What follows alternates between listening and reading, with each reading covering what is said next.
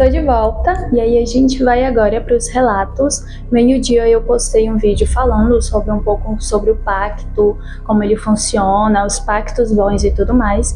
E agora a gente vai contar relatos de terror sobre esse assunto. Aí eu fico muito empolgada. Eu tava com muita saudade de ficar fazendo isso. Enfim, o nome do nosso primeiro relato se chama O Contrato na Encruzilhada. O meu tio sempre foi um bom músico, mas ele nunca conseguiu realizar o seu sonho. Nunca conseguiu um reconhecimento e esse tipo de coisa. Até que numa madrugada, ele desapareceu por algumas horas e voltou com um sorriso estranho no seu rosto. No dia seguinte, ele tocou numa festa que ia ter aqui na minha cidade. E foi como se outra pessoa estivesse no palco. Dedos rápidos, voz poderosa e uma presença magnética. Mas o mais assustador foi o que ele me contou anos depois, já doente e, bem apavorado. Ele disse que tinha ido em uma encruzilhada, no meio do nada e pouco antes das 3 da manhã. Lá, ele colocou um violão, um copo de cachaça e um cigarro. E começou a sentir o ar ficar gelado, e uma figura alta de terno preto começou a se aproximar dele. Não tinha olhos visíveis, apenas um sorriso branco e comprido. O homem acabou pedindo para ele tocar e depois disse: "Agora é seu, até o último acorde." O contrato, ele foi selado com um aperto de mão frio como um metal, e nos anos seguintes o meu tio alcançou um leve sucesso. Nada muito estrondoso, mas tinha o seu reconhecimento ali na região. Mas cada vez mais ele parecia ainda assim muito fraco, com olheiras fundas e uma crise de pânico de outro mundo. Ele tinha medo de tudo. E no dia que ele morreu, familiares juraram ter visto uma sombra ali sentada no canto do quarto, batendo os pés no ritmo de uma música invisível. E, gente, essa questão aqui de fazer pacto encruzilhada, o negócio não é babado, viu? Ah, tá doido.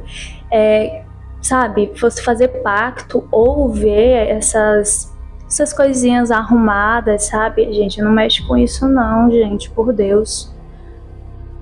E o Senhor me perdoe falar isso, e mil desculpas, mas parece que a entidade ficou feliz quando recebeu de volta os seus dons, porque é meio que uma troca, né? Ele deu alguma coisa ali pro espírito, pra entidade, e a entidade deu o dom dele temporariamente, mas eu creio que essa questão de você dar o dom, ceder o seu dom e tudo mais, o nosso corpo ele é carne humana, né? Então ele não tem capacidade de receber algo de uma entidade espiritual forte. Eu acredito que seja mais ou menos algo assim. Se não for, mil desculpas. O nome do nosso segundo relato se chama A Promessa no Cemitério.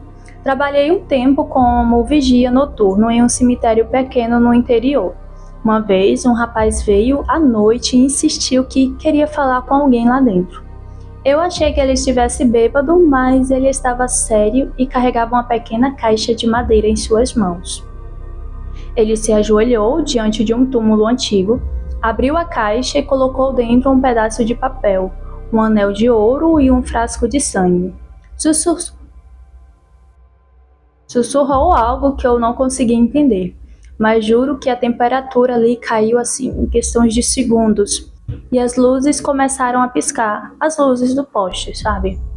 E eu senti um cheiro de carne queimada.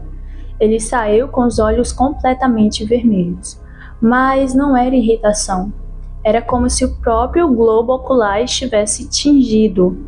Anos depois eu fiquei sabendo que ele havia se tornado dono de um império de negócios assim, em pouquíssimos tempos. Mas também eu ouvi que a cada aniversário ele passava 24 horas trancado, sozinho, gritando, como se alguém estivesse cobrando algo a ele. Tá, aí a gente já tem duas questões. Primeiro, o cheiro de carne queimada, não foi que ele sentiu? essa questão, gente, essa questão de cheiros, quando algo vai acontecer, é muito distinto. Porque assim, tem gente que relata, sabe, quando tem revelações do inferno e tudo mais, de sentir cheiro de carne queimada, podre, enfim. Também tem gente que sente quando entidades aparecem, que as entidades têm fins trágicos, né? Que são queimadas ou afogadas, ou sei lá. Que quando é afogada, algumas vezes ou sente o cheiro de água podre, de água parada, esse tipo de coisa.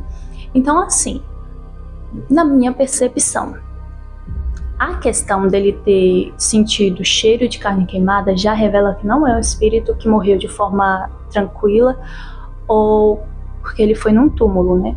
Então não é uma pessoa que morreu de forma tranquila. E se é, ok. Então se... Nossa, que barulho feio que fez agora. Mas se a pessoa morreu de forma tranquila, então significa que aquele que respondeu às orações e tudo mais dele não era o espírito que estava... o espírito do morto. Era outro espírito. Porque, gente, na minha percepção novamente, cheiro de carne queimada, ele saiu com os olhos vermelhos, não é coisa boa. Ele foi ali cultuar alguma coisa no desespero, porque queria grandeza e poder. Agora, passar o dia todo do aniversário, gente, eu valorizo tanto o aniversário, tanto, eu tenho que até ver o que eu vou fazer no meu aniversário aqui no canal, mas eu valorizo tanto o meu aniversário quanto o dos outros, que eu acho que seria assim, uma tortura pra mim fazer um pacto e ter que pagar no meu aniversário. Seria. Porque pra mim é tipo assim, o ápice do ano. Não porque é o meu aniversário. Se for o seu aniversário e você for o meu amigo, pra mim é o ápice do ano, entendeu? Quando é do meu marido, eu passo o dia todo cantando. Mas é aquela coisa, né, gente? Ele foi procurar coisas no cemitério, cultuar coisas no cemitério. Geralmente, creio eu que seja assim que funcione, se o espírito ele é bom, se ele vai fazer a passagem, ele não vai ficar ali no cemitério. Ele vai fazer a passagem. Os que vão ficar ali é o quê? Egons errantes, esquiumbas, espíritos que não estão se desprendendo, que não estão fazendo a elevação, presos a desejos. Ai, Deus, se eu fosse pra mim fazer um pacto, jamais faria no cemitério. Eu acho que eu ainda preferia a encruzilhada, viu? Sendo bem sincera, até aqui eu tô preferindo a encruzilhada, mas ir no cemitério, ia não. Tá, o nome do nosso terceiro relato se chama O Livro e a Voz. E começa assim. Uma mulher chamada Celina era vizinha da minha avó.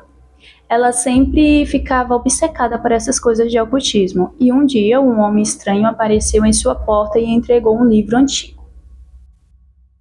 E ele disse o seguinte: leia em voz alta apenas se você tiver coragem de receber a resposta. Na terceira noite, Celina acendeu velas pretas e começou a sua leitura. As palavras eram em uma língua desconhecida, mas ela conseguia pronunciar.